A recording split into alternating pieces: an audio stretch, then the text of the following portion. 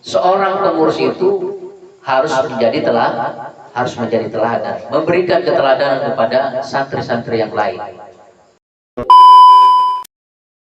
Amanah ini harus diterima dan dijalankan dengan sebaik-baiknya.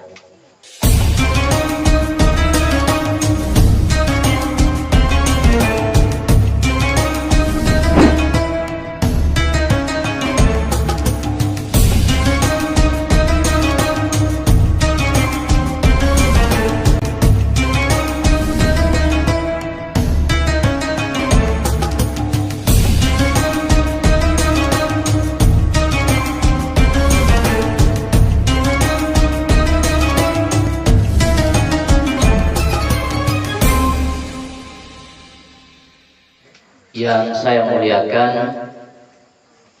Mudirul Ma'had Al-Islam Syabil Mustaqin, Ayahanda Al-Ustadz Soeb Nasir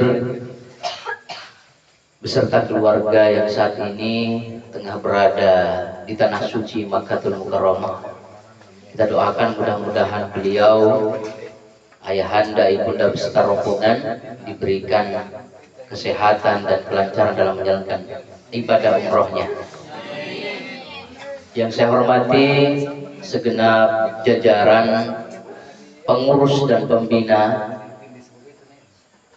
Yayasan Pondok Pesantren Syabil Mustaqin. Yang saya hormati segenap Dewan Asatid wal Asatidat yang ada di Pondok Pesantren Syabil Mustaqin. Yang saya hormati segenap pengurus yayasan, simpatisan, loyalis, supporter Pondok Pesantren Syabil Mustaqin yang selalu berusaha untuk mendukung penuh apa yang menjadi program Syabil Mustaqin. Dan tidak lupa pula para wali santri yang juga turut hadir pada malam hari ini. Saya doakan mudah-mudahan senantiasa diberikan kesehatan, kelancaran rezeki oleh Allah.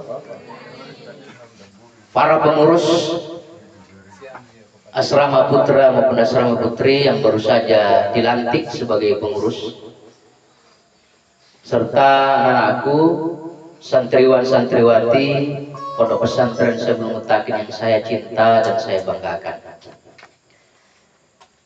Saya berharap dan saya optimis bahwa kepengurusan yang baru saja dilantik malam ini insya Allah bisa lebih amanah dan bertanggung jawab terhadap tugas dan jabatan yang telah diberikan kepadanya. Kita beri aplaus dulu terlebih dahulu kepada segenap pengurus yang baru saja dilantik. Alhamdulillah, puji syukur kita panjatkan kepada Allah Subhanahu wa taala, di mana sampai saat ini berkat limpahan anugerah nikmat dari Allah kita bisa berkumpul dalam keadaan sehat walafiat dalam acara pelantikan pengurus santri Pondok Pesantren Syabil Mustaqin masa bakti 2025-2026. Salam salam kita aturkan kepada baginda Nabi Muhammad SAW. Mudah-mudahan kita mendapatkan syafaat dari beliau kelak yaumil akhir, amin.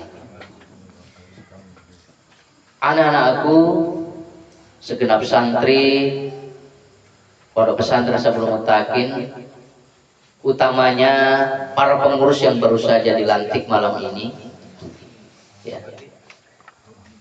Menjadi pengurus itu tidaklah mudah. Menjadi seorang pengurus itu tidaklah gampang sebagaimana yang kalian pikirkan. Kenapa saya katakan demikian? Pertama, seorang pengurus itu harus bisa menjadi teladan, ya. Harus bisa memberikan keteladanan kepada adik-adik kelasnya yang akan diurus, ya. Jangan hanya sekedar numpang nama saja, ya. Namanya terpampang dengan besar, dengan jelas, pengurus ini, pengurus itu, tetapi bertolak belakang, bertentangan dengan perbuatannya sehari-hari. Contoh misalnya seksi ubudiyah. Apa tugas seksi ubudiyah? Seksi ubudiyah itu secara umum tugasnya adalah bagaimana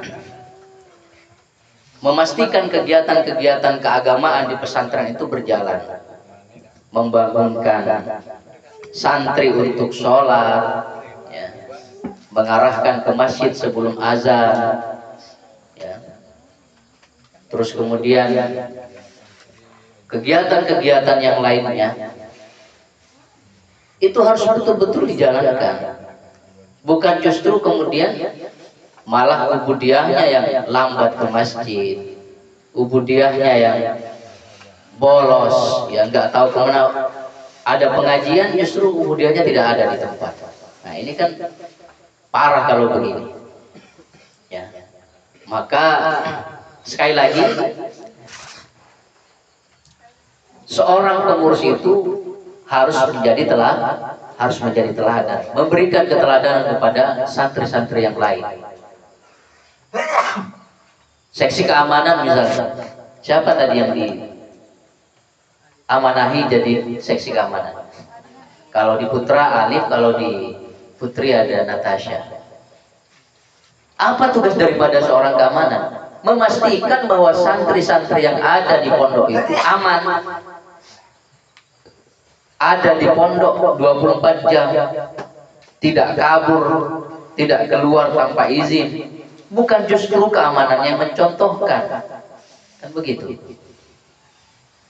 Kalau sebelum-sebelumnya kan demikian, ditunjuk sebagai seksi keamanan, tapi justru keamanannya sering kabur, justru keamanannya yang sering tidak ada di pondok. Bagaimana santri-santri yang lain akan aman? Bagaimana santri-santri yang lain akan betah tinggal di pondok kalau keamanan saja yang perlu diamankan sebetulnya, kan begitu. Maka sekali lagi, menjadi pengurus itu yang pertama dan utama harus bisa memberikan keteladanan kepada yang lainnya. Siap kira-kira? Siap? Nah, terus yang kedua anak-anak, ya, kalian ditunjuk dan dibaiat menjadi pengurus pada malam hari ini itu karena para guru yang ada di sini percaya dengan kalian. Ya, Yogi Prayoga Kusrianto misalnya, kita tunjuk, kita percaya sebagai ketua pengurus Putra itu bukan tanpa alasan. Kita melihat, kita menilai dari keseharian seperti apa. Ya. Kita melihat bahwa Ananda Yogi Prayoga Kusrianto ini punya skill leader, punya jiwa kepemimpinan yang itu tidak dimiliki oleh semua orang. Maka amanah ini harus diterima dan dijalankan dengan sebaik-baiknya. Begitu ya, Yogi ya? Begitu. Nah, apalagi tugas daripada seorang pengurus itu selain memberikan keteladanan, terus yang kedua adalah konsekuen dengan tugas dan fungsi masing-masing, menjalankan tugas dan fungsi masing-masing, bukan justru menjalankan yang bukan tugasnya, bukan. Seksi ubudiyah misalnya, tetapi ngurusi masalah keamanan ini kacau begini modelnya. Ya, seseorang yang sudah diamanahi menjalankan ini, ya itu yang dijalankan. Tugasmu saja yang kamu lakukan. Jangan mengambil tugas orang lain. Ini yang terkadang menjadi rancu di sini gitu. Ya, seksi keamanan, tapi dalam prakteknya seakan-akan dia adalah ketua pengurus, melampaui daripada ketua pengurus itu sendiri. Ya, paham? Nah itu. Jadi sekali lagi harus konsekuen dengan tugas dan fungsi yang kalian miliki, ya, menjalankan fungsi dan peran sesuai dengan jabatan masing-masing. Begitu. Nah, terus yang selanjutnya anak-anak, kepengurusan ini akan bisa berjalan dengan maksimal apabila ada sinergi yang baik antar pengurus. saling mendukung satu sama lain, bukan saling menjelekkan, menjatuhkan satu sama lain. Kenapa? Karena kepengurusan ini itu ibarat satu rumah. Ketika ada salah satu bagian dari rumah itu yang tidak berfungsi, maka akan roboh. Misalnya tiang, ya, anggap tiang. Ketika sebuah rumah salah satu tiangnya saja kita hilangkan, maka dipastikan kemudian rumah itu akan roboh pada akhirnya. Begitu juga dengan kepengurusan. Ketika ada satu bagian tidak berjalan dengan baik, maka ini akan merusak kepada bagian-bagian yang lain. Ya. Ubudiyah jalan, kebersihan jalan, perlengkapan jalan, humas jalan, tapi keamanan tidak jalan, maka semua menjadi kacau. Maka sekali lagi setiap bagian-bagian yang ada di kepengurusan ini harus bersinergi, saling mendukung satu sama lain. Ketika ada salah satu pengurus yang kurang maksimal pekerjaannya, maka ingatkan, peringati, berikan support, saling memberikan dukungan satu sama lain. Begitu. Jangan saling menjatuhkan. Oh, seksi keamanan ini gini gitu. Menjelek-jelekkan kepada santri-santri yang lain, tidak boleh. Harus saling menjaga marwah satu sama lain. Bukan marwah adiknya hijrah, bukan ya. Marwah di sini adalah kehormatan. Ya. Paham ya? Harus saling menjaga, bukan justru saling menjatuhkan satu sama lain. Karena ingin caper cari perhatian atau cari muka kepada ustadz, kepada santri yang lain, tapi dengan cara menjatuhkan temannya sendiri, itu yang tidak boleh. Kita di sini seperjuangan, kalian di sini seperjuangan, senasib seperjuangan, maka harus saling mendukung satu sama lain. Tidak boleh saling menjatuhkan. Nah, itu. Terus terakhir anak-anak, ya, penyampaian terakhir saya kepada santri, ya. Kalian sudah melihat sendiri bagaimana kakak-kakak kalian di depan ini dibaiat sebagai pengurus yang akan mengurusi kalian. Tugas kalian adalah hormat kepada mereka, patuh kepada mereka. Ketika Sufyan katakan subuh, maka harus bangun. Dan Ananda Sufyan nanti saya berikan kewenangan untuk memberikan tindakan tegas, meskipun dengan pukulan kecil tapi tidak sampai membahayakan, nggak masalah. Ya, kalau itu untuk supaya ketertiban tercipta seperti itu. Tapi asal jangan sampai mencederai, jangan. Kan begitu. Ketika itu dibutuhkan, tapi sebisa mungkin dihindari. Gitu ya. Nah, itu kan sudah jelas itu. Tata tertib dari pesantren itu sudah jelas. Yang melanggar ini hukumannya apa sudah jelas. Dan di situ tidak ada yang mengarah kepada kekerasan fisik. Ya, tidak ada yang mengarah kepada kekerasan fisik. Kalau ini dijalankan dengan baik, tata tertib yang ada itu, maka insya Allah pesantren kita ya bisa menjadi lebih baik di hari-hari selanjutnya. Jadi begitu ya. Sekali lagi kepada para santri yang ada, hormati kakak-kakak kelas kamu yang saat ini menjadi pengurus. Jangan justru dibuat candaan, ya. Sampai tidak ada jarak antara pengurus dengan santri yang lain. Coba lihat anak-anak di Putri. Mereka kalau sama kakak kelasnya itu panggil apa? Mbak atau nah gitu, Maloka atau Mbak. Kamu juga usahakan begitu.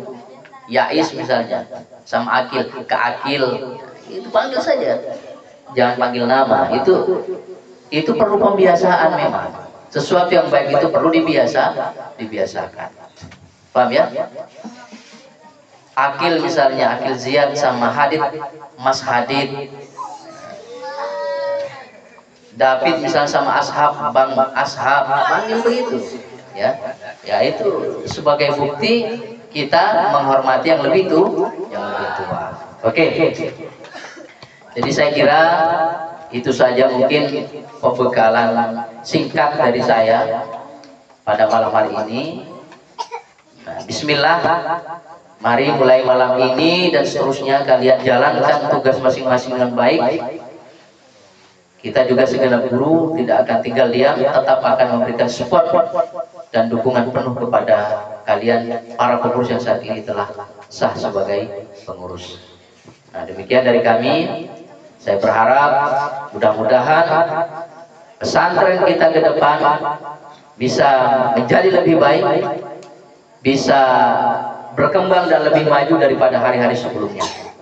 Nah, itu sekali kita melangkah berbenah untuk berbaik, ya, sekali kita berbenah untuk kemajuan dan perkembangan pesantren kita, maka jangan pernah menoleh ke belakang, jangan pernah mundur selangkah pun, ya, karena mundur itu tanda daripada kekalahan. Saya akan tutup penyampaian saya pada malam ini dengan pepatah dari Sulawesi. Tania ni pasangai pasombal, mau mata tangai macuana dino anak miake, bo lembong ritia mapatanda labuan. Bukanlah pelaut sejati apabila menunggu datangnya teduh untuk pergi berlayar, karena gelombanglah yang menghantarkan pada tujuan. Demikian dari saya. Wallahul muwaffiq ila aqwamit thariq. Assalamualaikum warahmatullahi wabarakatuh.